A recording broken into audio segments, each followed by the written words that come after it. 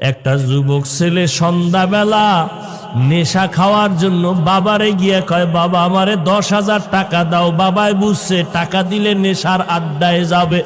বাবায় বলে, একটা টাকাও দিব না, রাগ করিয়া।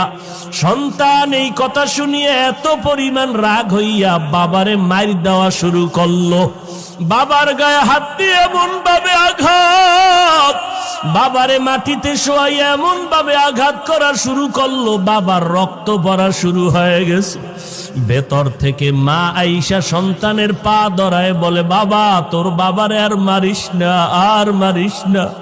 সন্তান মায়েকে পা দিয়া লাথি মেরে বাবারে মারলো। এরপরে সন্তান রাগ করিয়া একটা হুন্ডা চালাইয়া রাস্তায় বের হয়ে গেল। এই উত্তরবঙ্গে সিরাজগঞ্জের ঘটনা। যুবক ছেলেটা বাবারে কাঁদাইয়া মায়েরে কাঁদাইয়া যখন ঘর থেকে